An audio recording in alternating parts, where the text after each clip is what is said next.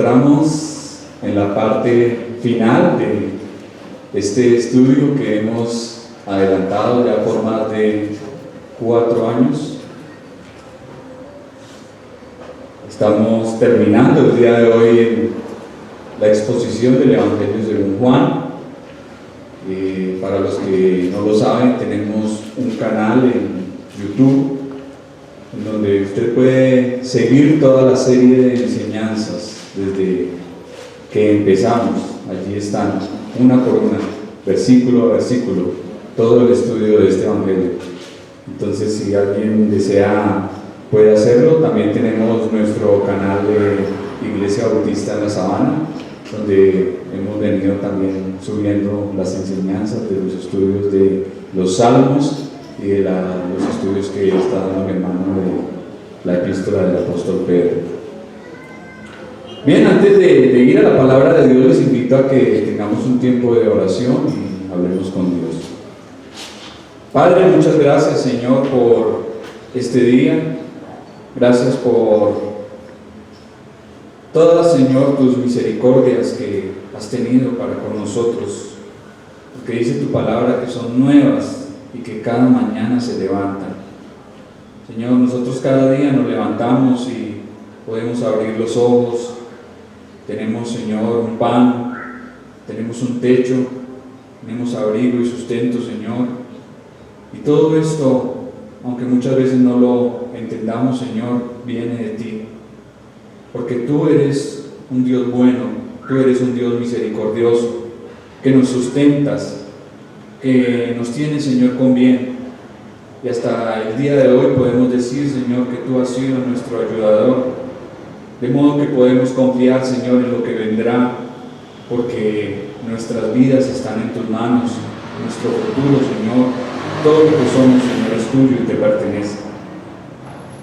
Padre, en esta mañana, Señor, te rogamos que al terminar este estudio, Señor, que hemos traído, tú seas hablando a nosotros. Que tú seas, Señor, dándonos luz e instrucción a través de tu palabra. Señor, que recibamos el consejo de ella. Señor, porque creemos que es palabra útil para enseñarnos, redarguirnos, corregirnos e instruirnos en justicia, a fin de que seamos perfectos y enteramente preparados para toda buena obra. Señor, permite que tu palabra en esta mañana, al ser expuesta, produzca en nosotros lo que tú quieres, Señor, y lleve fruto en abundancia, cual a 60 y cual al 100%, Señor. Haz lo que tú quieres con nosotros, Señor. Háblanos y danos unos oídos y un corazón atento a tu mensaje, Señor. En el nombre de Jesús. Amén. Amén. Bien, les invito a que abran sus Biblias en el Evangelio según Juan, capítulo 21.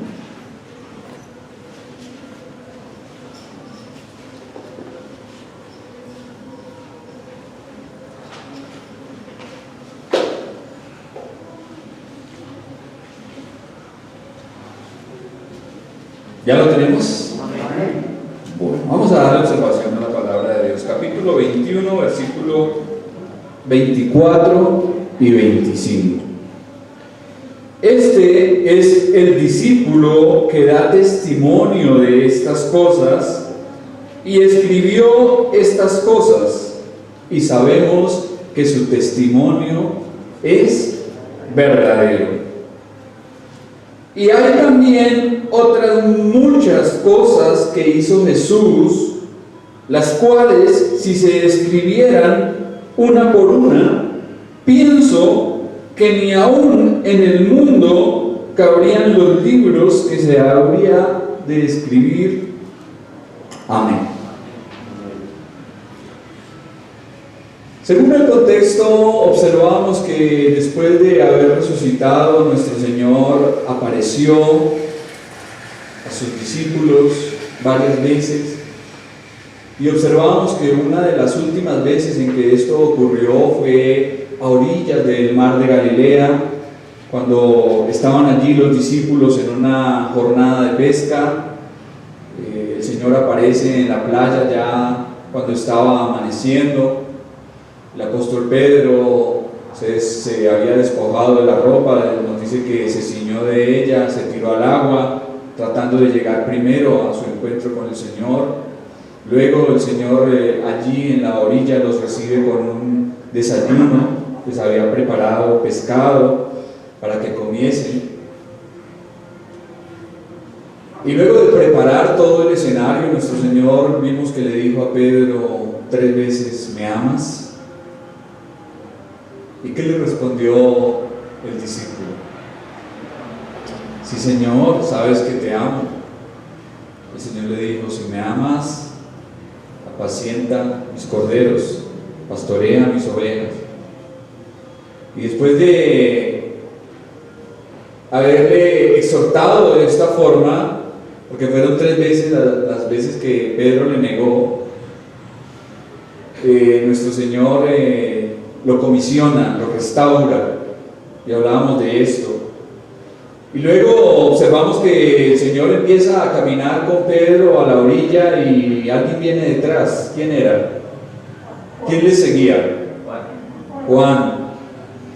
Y después de Pedro enterarse de lo que iba a suceder con él, lo que el Señor le dijo, que cuando seas viejo otro te llevará, irás a donde no quieras, Pedro pregunta por Juan: ¿y qué de este? Y el Señor le dice: bueno, si yo quiero que él quede hasta que yo venga, ¿qué a ti? Si yo quiero que él viva hasta que yo vuelva y regrese nuevamente, eso es algo que a ti no te interesa, no te incumbe. Tú sigue. Y ya finalizando, como acabamos de ver en el versículo 24, Juan dice: este es el discípulo que da testimonio de estas cosas y escribió estas cosas, y sabemos que su testimonio es verdadero.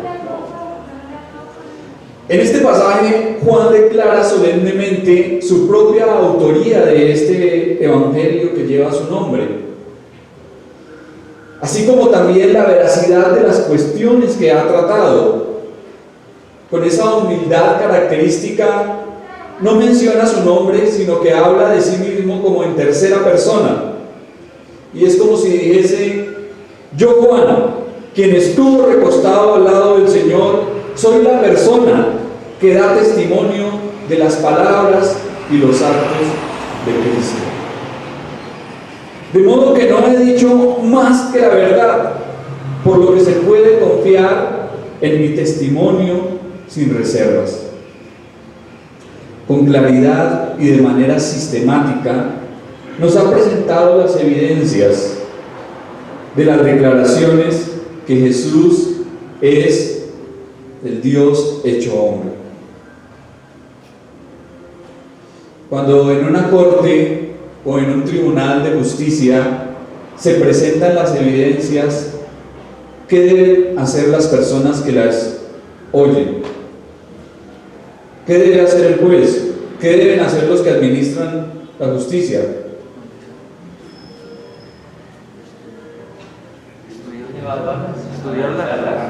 Pero más que evaluarlas, ¿qué debe hacer?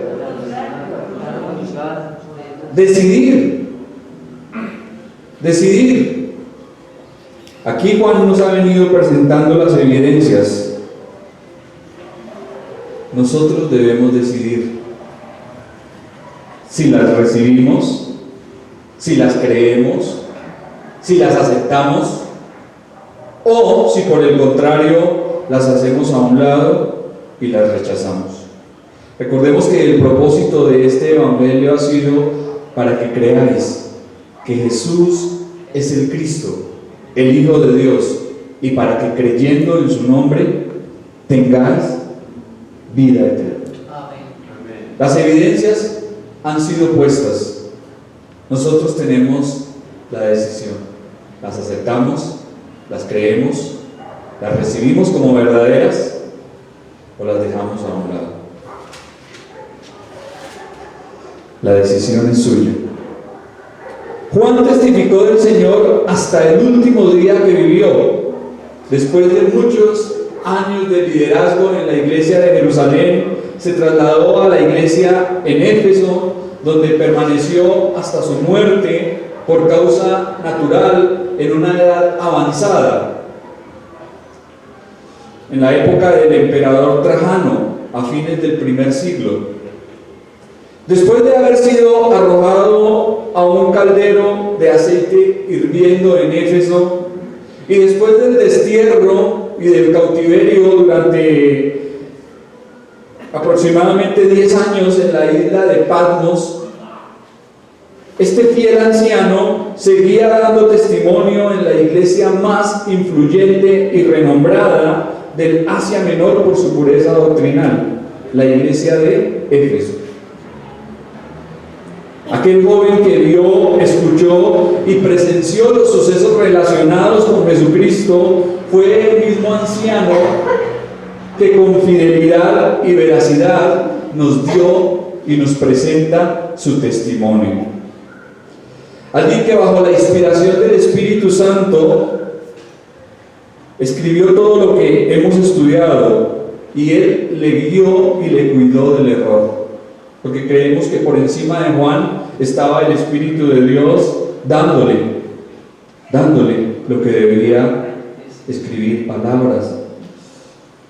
De tal forma que su testimonio es tan creíble y fidedigno que aún después de miles de años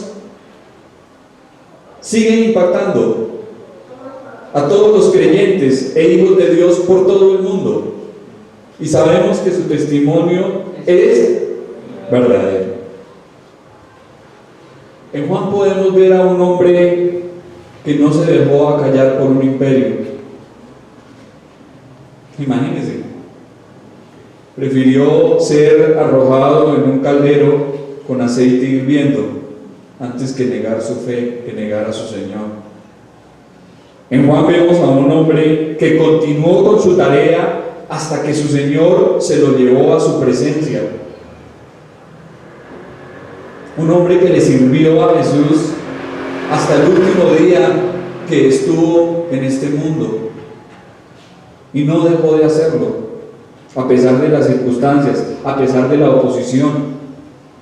En Juan vemos a un hombre fiel que amó a Cristo y fue por él amado.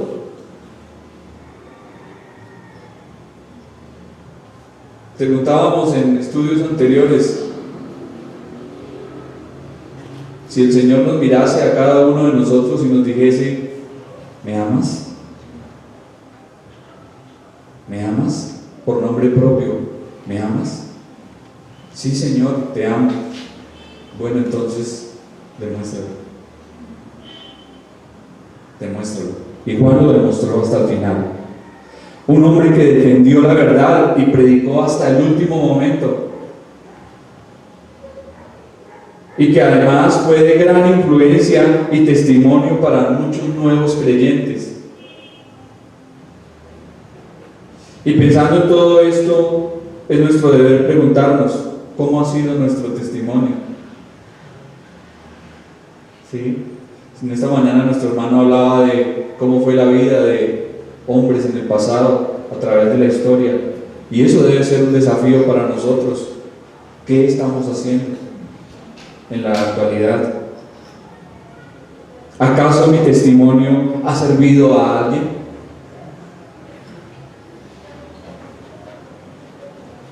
¿Hasta qué punto podemos sostenerlo? Tal vez no seamos unos teólogos con la profundidad de Juan, pero así sea nuestro testimonio sencillo y simple, en algo ha de beneficiar a otros. ¿Lo estamos dando? Al parecer, los ancianos de Éfeso pidieron al anciano Juan que escribiera su propio evangelio, ya que los otros apóstoles habían muerto y se incrementaban las herejías acerca de Jesús. Entonces Juan presenta este evangelio también para hacer defensa de la fe. En los primeros siglos surgieron los gnósticos, surgieron grupos de judaizantes que querían introducir en la iglesia herejías destructoras, mentiras, errores doctrinales, y seguramente lo que vemos aquí es esa palabra que aparece en plural, sabemos que aparece en este pasaje, incluía también el testimonio de los ancianos en la iglesia de Éfeso. Sabemos que su testimonio es verdadero. Esto nos hablaba de la veracidad y confiabilidad de este libro. ¿Cuánto bien tenemos por medio del testimonio de hombres que vivieron en el pasado, que no dudaron en darlo todo por la causa de Jesucristo? Se cuenta la historia de una mujer en un país muy ateo, quien llegó enferma a un hospital cristiano y allí oyó hablar de Cristo y se convirtió a Él. Un día la mujer le preguntó al doctor: doctor, ¿cuánto tiempo puedo vivir si permanezco en el hospital? No, más o menos 4 meses, fue la respuesta del doctor. ¿Y cuánto viviré si me voy a mi casa? Más o menos 2 meses. Entonces me voy a mi casa, dijo la mujer. Le dijo el doctor: pero usted perderá la mitad de la vida que le queda. Y una luz de gozo iluminó el rostro de aquella mujer, quien dijo con gran ánimo: ¿cree usted que no tendré gusto de dar la mitad de mi vida para contar a mis parientes y a mis amigos sobre el amor de Cristo?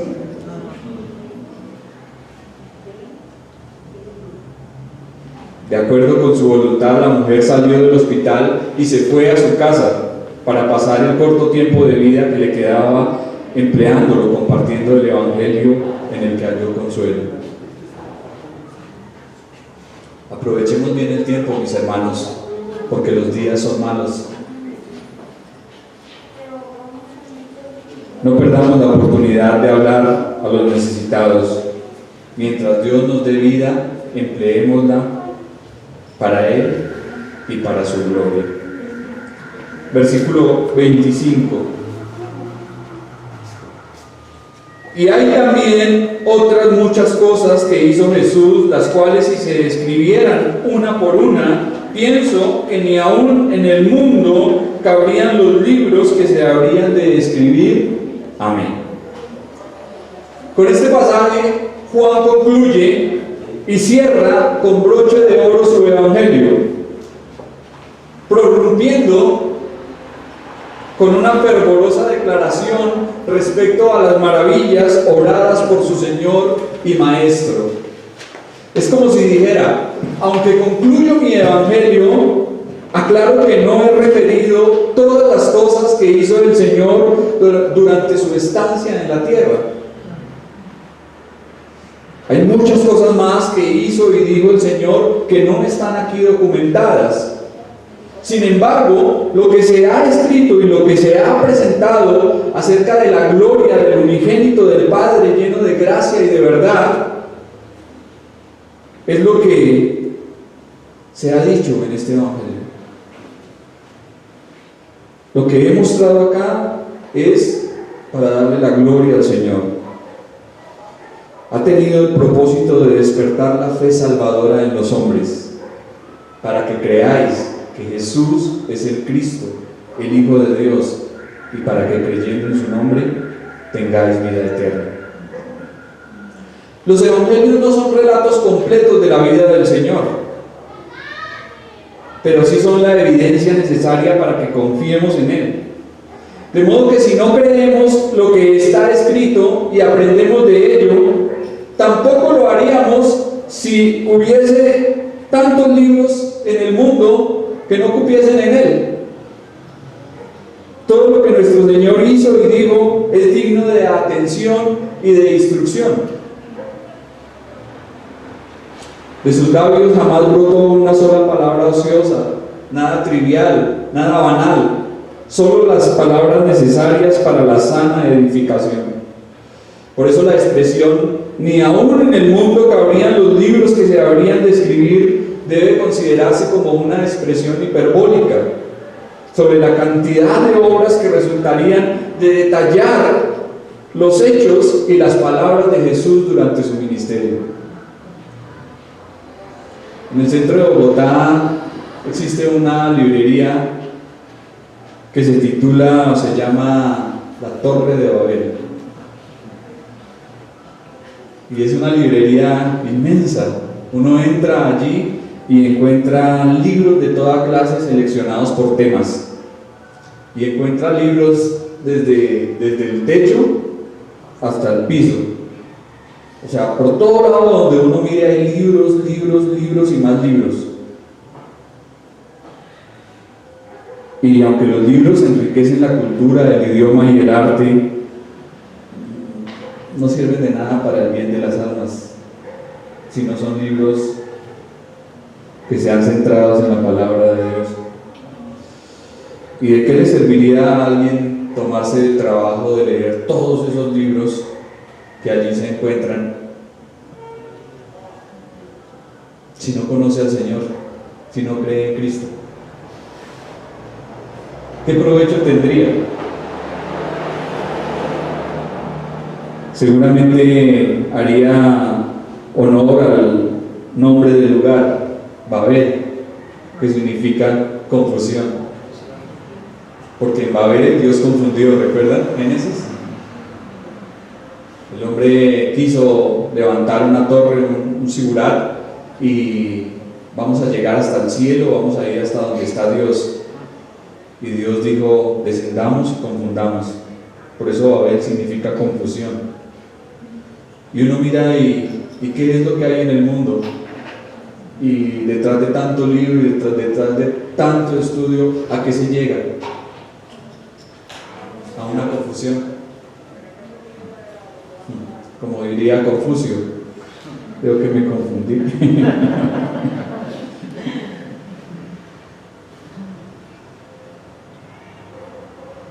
Pero la palabra de Dios es confiable, es el testimonio verdadero, es lo que debemos recibir y creer, porque en ella encontramos la verdad escrita y la verdad encarnada.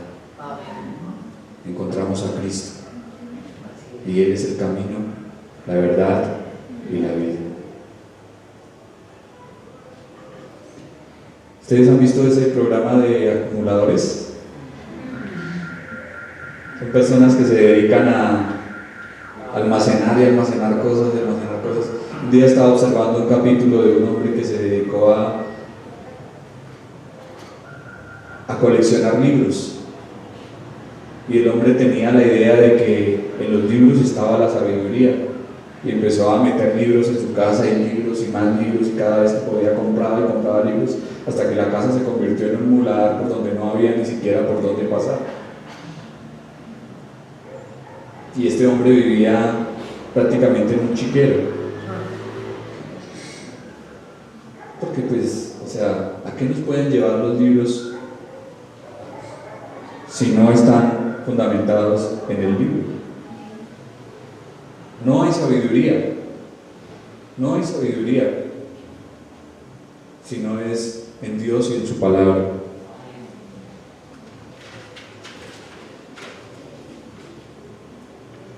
En mucho estudio, dice Salomón, es fatiga de la carne, y el fin de todo discurso oído es, ¿qué dice Salomón allí en su libro?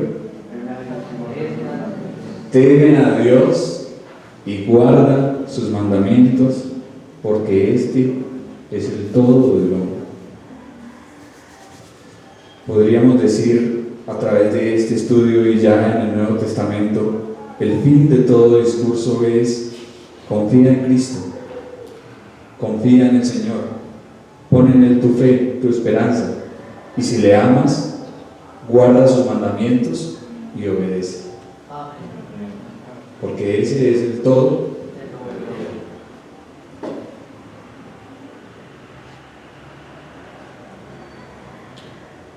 Para ser sabios no es necesario leer y devorar todos los libros que se nos crucen por delante. Solo basta con recibir y obedecer la palabra del Señor. Y lamentablemente veíamos en esta mañana, como mi hermano decía, todo lo que encontramos en las bibliotecas, aunque dice ser cristiano, aunque vamos a la biblioteca y allí hay muchos obras que están bajo el título de cristianas, encontramos que hay psicología, humanismo, nueva era, autosuperación y hasta hechicería. Hermano Javier da testimonio de que lo que digo es cierto. Lamentablemente él trabaja en una librería cristiana grande, no digo para no desprestigiar.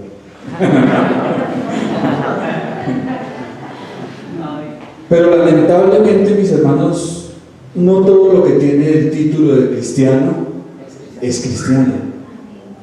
Y no todo lo que encontramos en la librería es sano ni es bueno.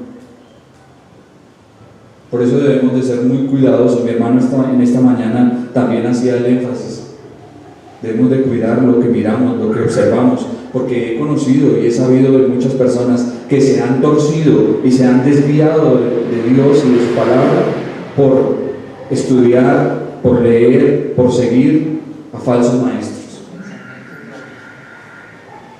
por seguir doctrinas de hombres. Se han apartado de la fe y de la sana doctrina. Por lo tanto, debemos ser muy celosos en lo que nos permitimos leer y muy cuidadosos. El apóstol amado concluye con un corazón lleno de Cristo y desbordado de amor hacia Él, por lo que exclama al elevar la vista al Señor y ver toda su majestad, toda su grandeza, toda su gloria. Él dice: nuestro Señor es tan inmenso, es tan grande, es tan infinito, es el Dios eterno, que aún todos los libros que se pudieran escribir acerca de Él, de sus obras, de su vida, no cabrían en el mundo, porque Él es indescriptible. Él es el Dios omnipotente, el Dios omnipresente, omnisciente. Él es el Dios grande, que no se puede contener en los libros. Si la tierra no lo puede contener, dice que los cielos no lo pueden contener, porque Él es el creador de todo. Si nosotros nos dedicásemos a resaltar todas sus perfecciones, todas sus maravillas, todos sus portentos y su gloria, jamás terminaríamos. Y tampoco el mundo no los recibiría. No cabrían en el mundo.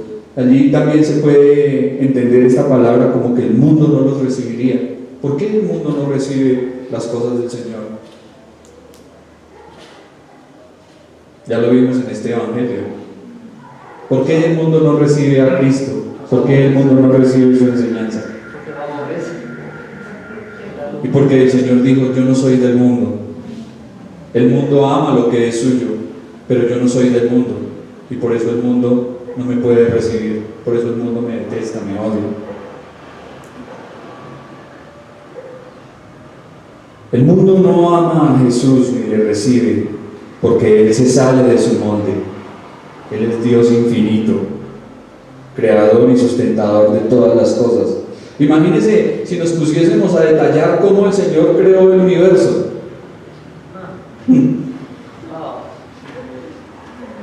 Si nos pusiésemos a detallar cómo el Señor creó el sol, la luna, las estrellas, el cosmos, las galaxias, no cabrían los mundos, los libros, nunca terminaríamos de poderlo relatar. Aún nuestro cuerpo, somos una creación perfecta de Dios. Hablábamos ayer con alguien de la capacidad que tiene el cuerpo de recuperarse y de sobreponerse a las enfermedades, a los golpes. Hablábamos de un hombre que sufrió un accidente en bicicleta y se fracturó unas costillas y quedó muy mal, pero ya después de una semana ha ido evolucionando y va mejorando. Entonces hablábamos de esto. Qué sorprendente es nuestro cuerpo. Pensar que como todo, un hueso se parte y las células van allí y vuelve el hueso y se sella y vuelve a quedar bien. Usted se corta, se abre la piel y van allí las células y generan costra, y después esa costra se cae y vuelve a quedar la piel otra vez cerrada. Eso es un milagro, solo Dios lo hace.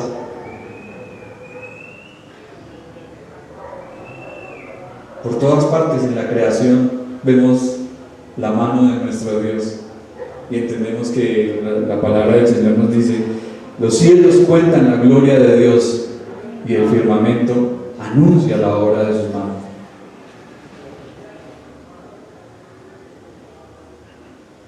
No podríamos describir todo lo que el Señor ha hecho, por supuesto que no. Así que al cerrar su evangelio, Juan nos asegura que el mundo entero no alcanzaría a contener los libros que se podían escribir sobre Cristo. La salvedad editorial con la que nuestro evangelista concluye se hizo tal vez para contrarrestar la inevitable crítica que todos los biógrafos deben enfrentar. Cuando usted lee acerca de una biografía de alguien, usted piensa: bueno, ¿y por qué no incluyó tal cosa? Si usted conoció o si usted se enteró de la vida de esta persona, bueno, ¿por qué no incluyó esto? ¿Por qué no habló de esto? Pues Juan, por medio de estas palabras que está escribiendo al finalizar su evangelio, está diciendo por qué lo hizo. Y si el tema es el Hijo de Dios, pues obviamente habría críticas por años y años, ¿no? Filas de críticos. Pero Juan fue estratégico, porque no se propuso en proveer un relato exhaustivo, sino en presentar las razones para creer. Juan no se puso a entrar en detalles y detalles y más detalles sobre la vida de Jesús, simplemente nos dio los detalles importantes y necesarios para que podamos creer. Eso es lo clave.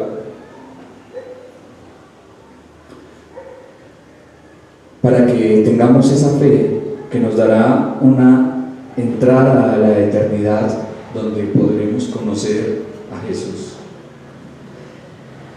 Tendremos una eternidad completa para conocer a Cristo. La eternidad. ¿Cuándo se acaba la eternidad? Nunca. Allí estaremos con el Señor y tendremos la oportunidad de conocerle, de saber todas las cosas sobre Él.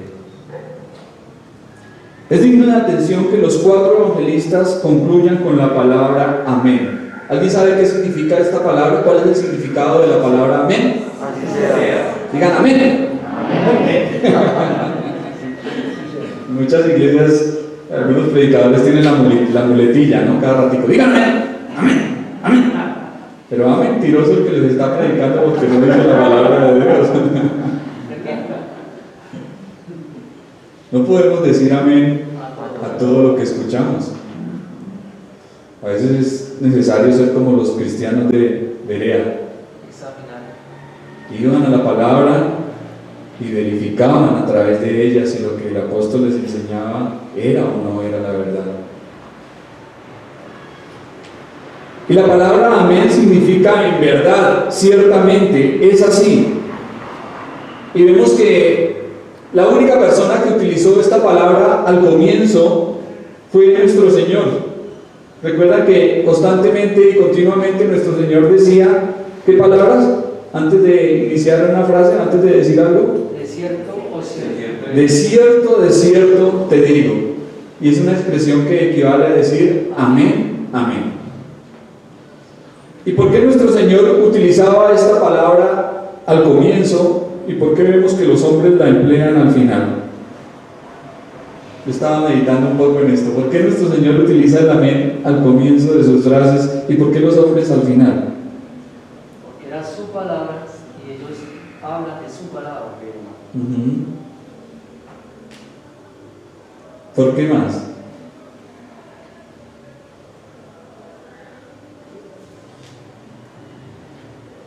Porque solo Dios puede cumplir lo que está diciendo y al final el hombre no lo puede cumplir, espera que así sea. Así es, correcto. Porque Jesucristo es Dios verdadero y la verdad encarnada. Porque Él es el amén. y en Él no hay sombra de variación. Porque lo que Él dice es amén. Se cumple o se cumple. Mientras que nosotros decimos, mañana nos vemos en la iglesia para la jornada de aseo.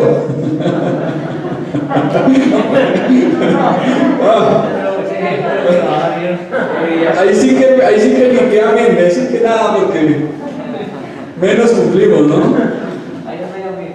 Aunque debería ser que la palabra del cristiano sea confiable, ¿sí? sea firme, que si dice vamos a jugar en el parque a las 10 de la mañana, estemos faltando 5 para las 10 en el parque. Porque esa fue su palabra, eso fue lo que dijo y debe cumplirlo, por testimonio. Pero lamentablemente dice la palabra de Dios, sea Dios veraz y todo hombre mentiroso. Y seguramente tiene razón mi hermana, yo creo que fue por esto, porque el Señor puede decir con toda sinceridad y con toda verdad que Él es el amén. Juan amó al Señor y, como ya dijimos, se dio completamente a Él y a su obra. ¿Podemos hacerlo también nosotros? Una cosa es lo que podemos dar, y muchas veces damos como lo hacían los fariseos allí cuando se recogía la ofrenda, ¿no? En el templo. Y sí, está bien dar para la obra, pero más importante que dar para la obra es darnos para la obra, es darnos nosotros mismos, es ofrecernos al Señor en servicio y en gratitud hacia Él. Se dice que la primera persona que se ofreció para la obra misionera en una iglesia metodista del sur fue una maestra de escuela, quien oyó un sermón sobre las misiones y, sintiéndose constreñida, colocó en la canasta de la colecta una tarjeta que decía: yo misma me doy para la obra misionera.